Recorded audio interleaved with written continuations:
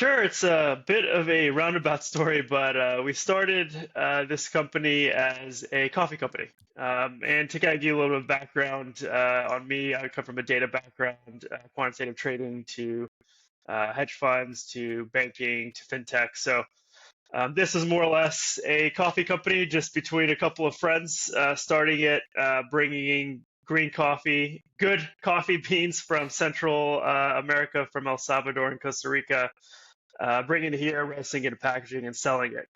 And during that process, we saw a lot of degradation of the coffee coming from Central America here to Texas. And during that process, coffees ranked between 0 to 100. So anything above an 80 is your specialty grade coffee. And that's really what we wanted to focus on, is that specialty grade coffee. So if it was an 89 or 90 at the coffee mill, by the time it got to us, it was an 82 to 83. And we wanted to understand why this was happening. Why was there consistent degradation of the coffee? So we talked to our buyers, our distributors, our suppliers, all saying the same thing. The lack of transparency, and it's the other person's problem. So given our tech backgrounds, we decided, well, why don't we solve our own problem? So we made a rough version of our technology and then rode a cargo ship for 6 days from Mexico to Colombia and saw all the points at which coffee can degrade, from the weather to the port congestion to when we arrived in Colombia, there was geopolitical risk with the cartels. There was, Humvees driving around with turrets on top of it. So there's a lot of different things that really could have affected that coffee bean. And that's really what kind of gave us the idea of, well, why don't we start aggregating a lot of these different data sources, because there's so many things that can affect the supply chain. So that's when we decided, well, why don't we turn Ceres Coffee into Ceres Technology? So, and tell us about more. How did you convert it to Ceres Technology? Because you have a product now which is um, uh, getting a Nostradamus AI, which Yeah, also predicts the supply chain predictions. So tell us more about this product and service. sure. When we were, riding on the cargo ship coming from Mexico to to Colombia, we had there was a Romanian crew members, and then we had the Filipino crew members, and they were all asking if we were CIA or drug runners at that time. And it was funny to see that just two people riding on a cargo ship there. But after speaking to them, we started asking, what is all the different factors that can affect, shipping and just even movement of goods. And there's so many different factors. And learning that process and being at the ports and going through all this, during that journey, how we decided to shift it is, well, all right, well, now that we've kind of have, a solution in place, an idea of a solution that can, solve our own problem. Well, this is a problem that could be solved to many other different businesses from there. So learning all the intricacies, being boots on the ground, and understanding that this is a problem that is faced by a lot of different businesses. So we decided, well, why don't we kind of convert this? Why don't we kind of go full steam ahead with Ceres Technology? We have the solution, and why don't we just kind of go for it, started, and we have the idea of what the solution would be like. And that's kind of where we started our journey into Ceres Technology. I mean, the recent weeks has shown us that supply chain routes and also all these, especially predictions, are more valuable to all of us. And Mhm. what happened in Yemen and Houthis? Did you have with your AI these kinds of predictions earlier than it happened? Yeah, there's two different ways that we kind of classify these types of things. One is event driven, so being able to see specific events like Houthis and or the Suez Canal or Panama Canal. So these are event driven types of things which we can pick up. So as things are formulating through news feeds or Twitter feeds, we can be able to pick up some of that chatter. Now, the second way that we kind of classify things is longer term trends. So these are kind of the subtle trends that are underlying the supply chain. So for example, we found for one client that the price of rice in Malaysia was a leading indicator of a delay for shipments coming from that region. And the reason why is, rice is such a big part of the Malaysian economy, which impacts prices, wages, and then ultimately shipments coming from there. So that's kind of how we classify it. So going back to your question with the, a lot of the geopolitical risks that's happening. So we're actually able to kind of catch that chatter as things were able to form. So, before it became like this, kind of this entire thing, we're able to catch some of that chatter. So that's kind of how we classify, how we're able to pick up and detect things at a high predictability rate, is being able to look at all the events, but also take a look at some of these longer term subtle trends within the supply chain that may not be so obvious to businesses. What makes the Ceres proprietary AI model unique compared to other supply chain analytics tools on the market? And why is it hard to others to replicate this kind of model? Sure. So there's a couple of different ways. I mean, we've had, clients go to consulting companies to help solve this problem. We actually beat the big three consulting shops for a very large pharmaceutical client, and we have a product. We're not a consulting company, so we're able to do that. The other way of doing it, we're competing with Excel spreadsheets and best guesses, and we have a data-driven approach. Now, the third way is mapping your supply chain. So being able to, understand who your suppliers are, and then your suppliers' suppliers, and then your suppliers' suppliers. Now, that's a very intensive process, and typically what that works is with supply chain mapping software is you have to send forms out to your suppliers, they have to fill it out, then they have to send it out to their suppliers, and then that process goes forward. And that becomes really burdensome, especially when you're talking with companies that may have 1,000 suppliers or 10,000 suppliers. So for us, our AI engine is able to do that much faster. We don't require any data. Our system is set up much quicker. It doesn't take months. And really, our AI engine and how we built it is geared towards specifically solving this problem. So we have pre-trained models where companies can come on, uh, train them specifically for their own supply chain in a very easy, quick manner. Much like, how ChatGPT can train your own model and kind of use it to tailor it to your specific needs. So our systems are built to have a company come in, you can train it towards your supply chain, and then we're able to give you a highly accurate forecast. So having all those different data sources coming in and all those pre-trained models and having it set up in a way where you can easily set up, it's quicker, faster, and more efficient. Um, who are some major customers you have been working with? What types of companies stand to benefit most of your solution? Any company that has a multinational, multimodal supply chain. So if you're working, for example, with a supplier and that supplier may be in a different country, then it's a good fit. Or if you've got a supplier that's even within your country that may have suppliers that work with other suppliers outside of your country, it's a good fit. So we don't necessarily say if, sometimes you're working with a produce company and their supply chain, especially here in the States, they typically work with farms in California. That's probably not a good fit. But if you have something that's a multinational, multimodal supply chain, it's a good fit. Now, our kind of main focus on the verticals is pharmaceuticals and complex manufacturing. So the pharmaceuticals, of course, we're working with the Fortune 10 pharmaceutical client right now. They're a pharmaceutical distributor, and obviously getting vaccines and drugs, to patients, that's a critical thing. So understanding where the risks are. And how we define complex manufacturing is basically products that are made with many different components, like a laptop. We're working with the Fortune 50 computer manufacturer right now. It could be a car, has all these different parts. So that's kind of how we define complex manufacturing in pharma. Of course, our system can be used with a lot of different verticals, which is great. But that's really kind of our two go-to market verticals right now. So, what are the results for the companies? I mean, have you been able to deliver?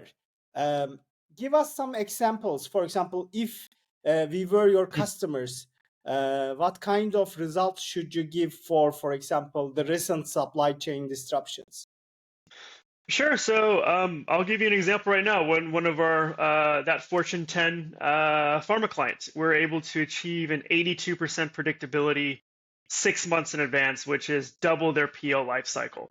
That was a huge breakthrough because they went to three big consulting firms, and the best they could do was 3 weeks in advance. We were able to do 24 weeks in advance, giving you a signal of a potential delay or disruption, which is 8x better than the nearest company that could do something similar. Did this customer act on your results? Yes, they did. Yes, they did. So there's really three. We're seeing three really main uses of our system and data. One is from a procurement standpoint. So really, the value of our system is being able to have procurement teams understand which products and suppliers are at risk. So our system is able to tell you the risk of each product and supplier. It's able to tell you the reason behind that risk, exactly which data sets, like for example, is it the price of rice? Is it the conflict with the Houthis, with all these different things? And we'll also tell you the delay severity. So if there is a delay, a predicted delay, is it going to be delayed by 1 to 6 weeks, 6 to 12 weeks, so on and so forth. So what you can do with that data is being able, from a procurement standpoint, understand, all right, if I know which of my suppliers are more at risk, I can shift POs to a different supplier, or maybe I know that I'm going to a different supplier that's even more expensive, but I know that they will for sure be able to deliver on the product. So from a procurement planning standpoint, that's one of the cases. Another one is inventory management, being able to understand the lead times, especially when it goes into safety stock. And if you're better able to forecast those lead times, you can better manage that safety stock, increases cash to go to other parts of the business. And then finally, from a demand planning standpoint. So if you're predicting a 10% increase in demand, you still have to fulfill that demand. So being able to create some resiliency along on the supply side to meet the demand side. I mean, being a young startup, what have been the biggest challenges that you face, especially bringing a new product into the market? What were the difficulties when you have go to market? Yeah, I would say one of the things, especially when you're dealing with, large client base, especially when we're dealing with the Fortune 500, Fortune 2000.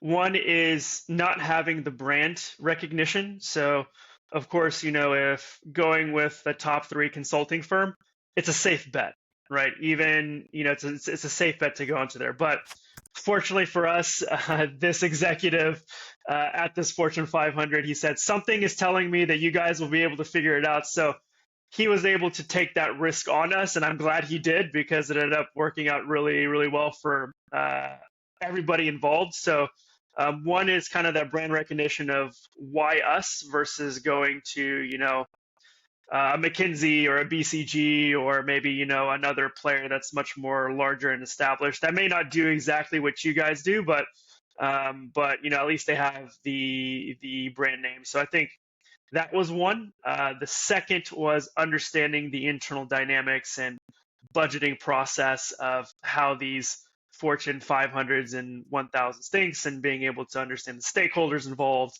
and really narrowing down your target market and really understanding who the check writers are. So it's much different than dealing with small to medium sized businesses where you can set up one demo and they'll be able to say yes or no, and they'll be able to sign up. With enterprises, it's can be a 6 to 12 month sales cycle. So you have to understand that level of intricacy within those types of large scale enterprises.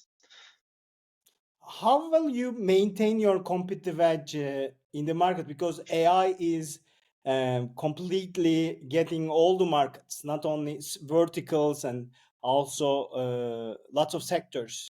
And what will be your competitive edge regarding to not being copied? Yeah, that's a good question. So there's a couple things. I know with the whole Chat GPT thing, that's becoming a huge deal.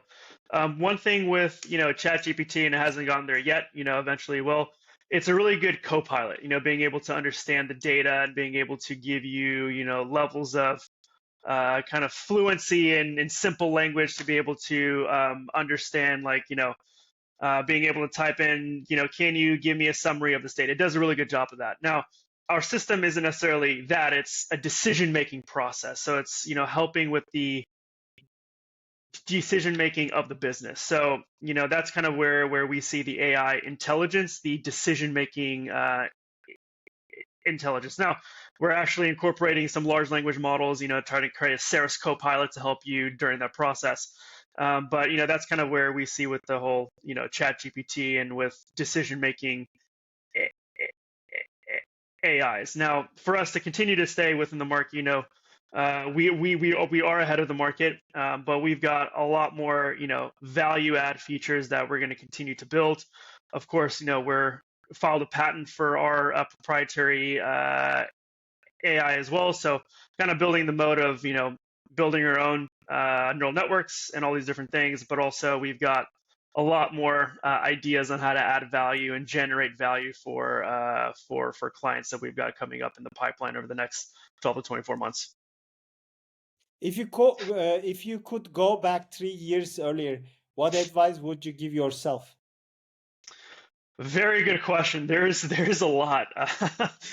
Just for me personally, I think going through the entrepreneurial kind of story arc, if you will, I think there's been a lot of personal growth for me personally, just being able to understand, the business and, understanding who I am as a person and understanding the type of leader that I am. I think those are all really important things to understand early on. So I think that's probably one of the advices is just that personal growth and understanding, taking the time to understand um, your weaknesses, your strengths, and all these different things. That's just from a personal side. From a business side, I think being able to getting that MVP out. It doesn't have to be perfect. Understanding the concept, understanding the real intricacies of what an MVP really means. I think that will help a lot of startups, especially when in the beginning phases, and just generate enough value where someone will get you to write a check.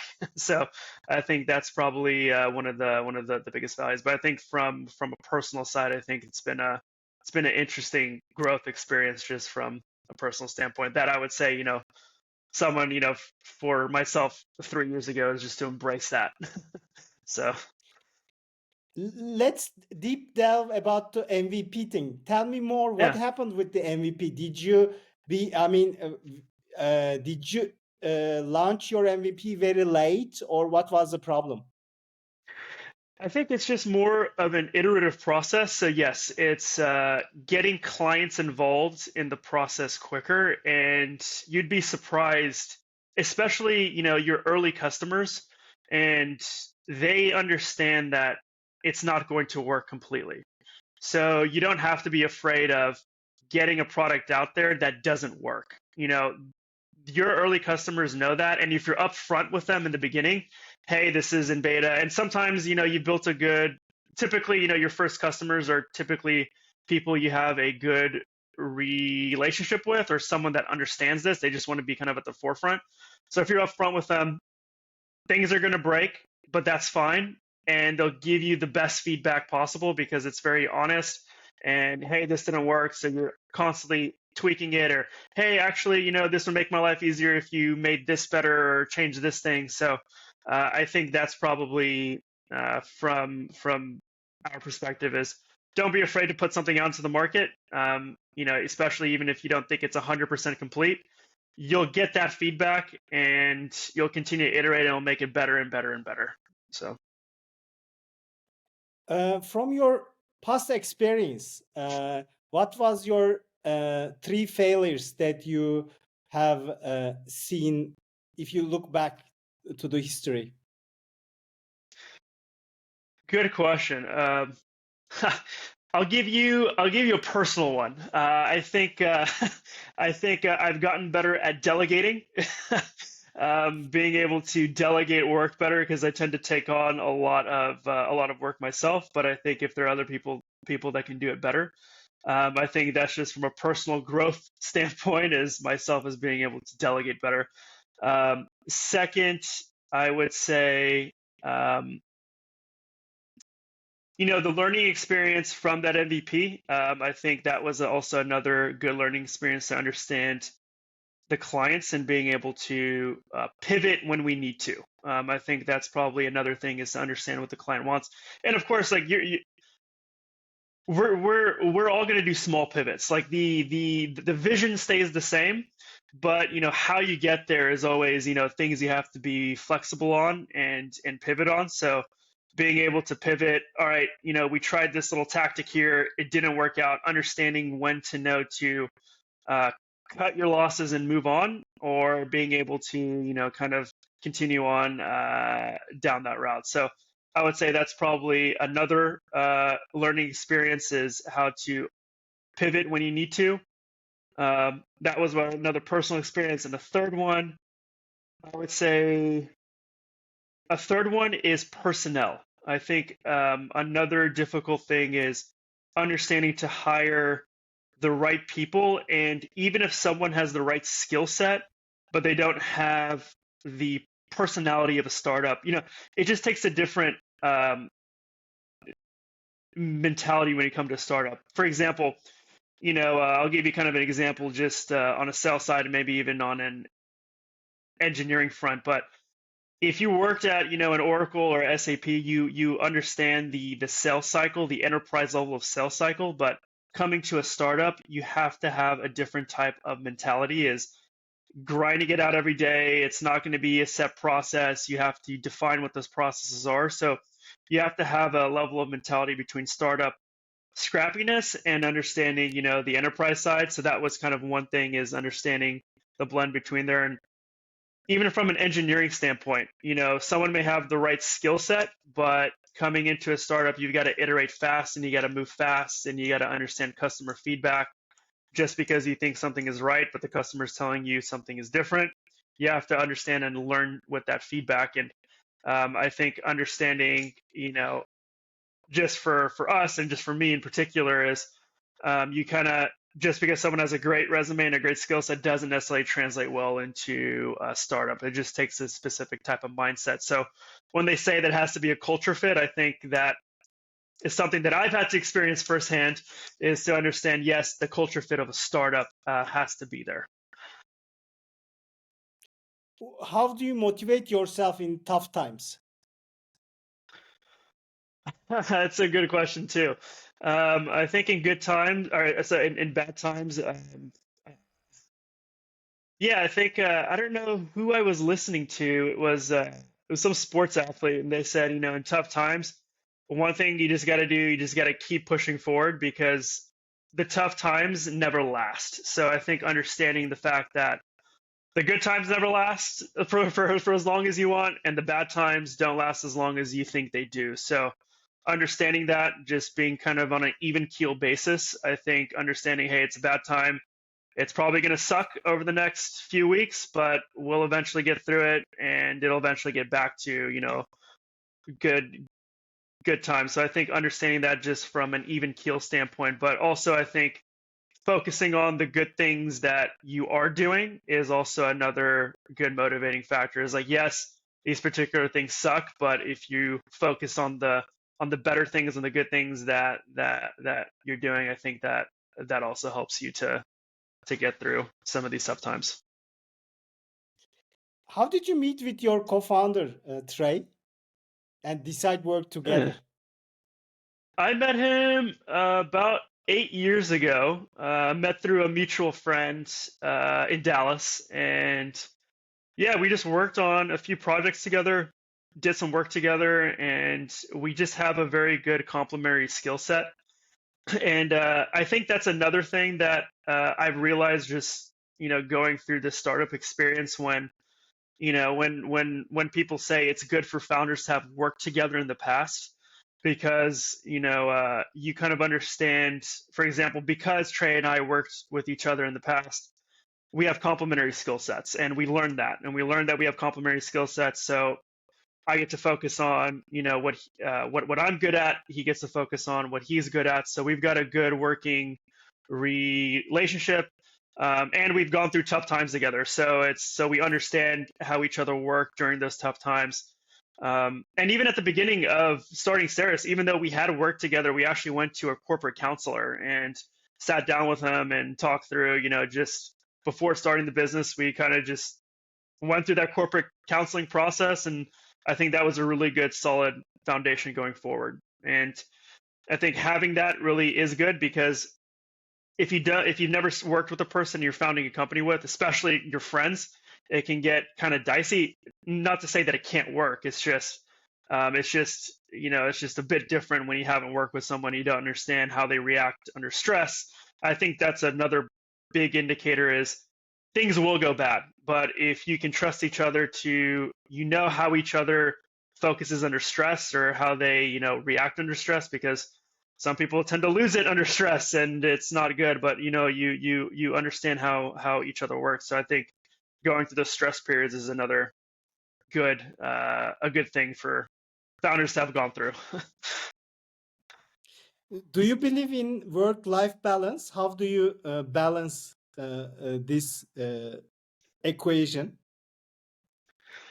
I think it's a moving target. I think the work-life balance is just it's not static. It's not saying, well, 80-20 or 70-30. I think it kind of ebbs and flows. Sometimes it has to be 90-10 to work, to work life, and other times it is 60-40. Or just personally for me, I think I'm always geared towards more work anyway, but I don't think there's like a set percentage of like it has to be 60-40 or 70-30. I think it kind of flows just based on what the needs of the business are, where you're at in the business. Obviously, starting off in the business, it's going to be a lot more, and then other times, it's just I think it's kind of a moving target, and especially when you want to start a family, I think those are all different considerations that you definitely need to have.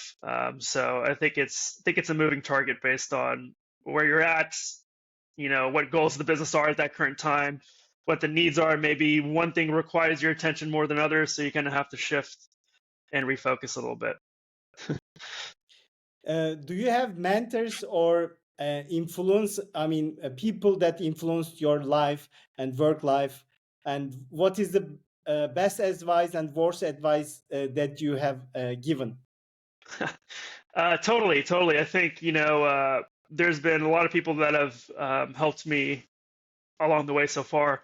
And yes, I've had mentors, and mentors are different stages. So um, yeah, I think what is the best and worst advice? I think one of the I mean, we can start with the best advice first. I think um, yeah, I guess it's just more of a simple one, but it actually cuts deep. But I think learning to sell, as a founder and CEO of a business, you're going to need to sell, and it's not just selling in the sense of selling in the sense of, oh, I've got to sell a company to get more revenue. It's you've got to be able to sell talent to creating a story. I think that's probably a better way of saying it is understanding the storytelling aspect of what do you need to craft the story of your business to your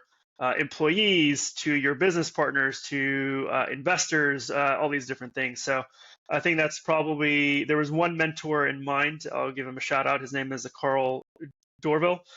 So he actually helped me a lot with that process. The worst advice, that's another good one. may have to think about this for a second. But I think I don't necessarily think there's one thing that comes to mind. I think when it comes to advice, it's just you just have to take everything with a grain of salt. And I've been given advice. I don't think it is necessarily worse advice on like how to run the particular business, or you should do this, you should do that. Oftentimes people come from their own experiences and then try to tell you an advice based on their experience.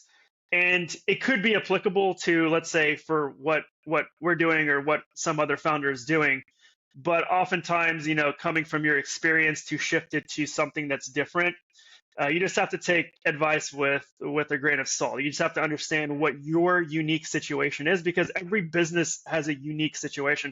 We may be all in startups or in a particular sector, but every business has a unique challenge and a unique experience. So I think understanding, that they're giving you their advice from their experience doesn't necessarily mean that it's going to work for you. So I think you kind of have to learn to sift through that. I think that was another learning process. And I can't think off the top of my head what was the worst advice, but I've tried to implement a couple of different things that advisors or things have given me, and it just didn't work out because we're just in a completely different situation in a different business. So What are your favorite podcasts, blogs, or books that changed your life? I think a recent book was 0 to 1. I think that was a good book. That's for startup. I think another good book was 48 Laws of Power. I think that's a good book. I think it's a bit draconian, the 48 Laws of Power. I think it's a bit too, it just foregoes the people aspect a little too much, but I think it was a good book nonetheless. Podcast, Lex Friedman. I actually like Lex Friedman a lot. Um, he has some really good, interesting stuff. I think the PBD podcast, when it comes to business, I actually like that podcast or that uh, aspect of it. Yeah, and then I typically just they're just more or less I like YouTube a lot, so I'll learn things.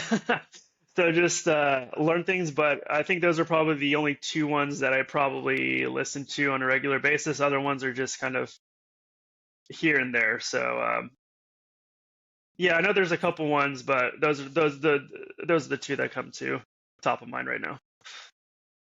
If you could have a dinner with a historical figure, who would it be? Good question. Dead or alive, or does it matter? Dead or alive? Okay. I would say probably Alexander the Great. I've been going down I've been going down on a bit of a rabbit hole. I mean, this has been something I've been interested in over the past few years, is different generals and how their battle tactics work and their leadership qualities. And one thing about interesting with Alexander the Great, he led with a sense of fearlessness, and he had really good innovative tactics on the battlefield. At that time, it wasn't seen. So I think one of the best stories that, probably what I would choose him over maybe another general is he was trying to attack this island, and he was on a beach. And what he decided is he decided to build a bridge over a few months from the beach to the island, with arrows being sent over from the island to the bridge, but they built kind of a cover over it. So that sense of fearlessness of I'm just going to get to my objective that was one of the cooler stories. So I'd probably say Alexander the Great. What superpower would you like to have if you could have been the Marvel characters? I don't know if a Marvel character has this, but I think reading people's minds. I think maybe not Marvel character. I don't know if they are a Marvel character or not, but Professor Xavier from. Right.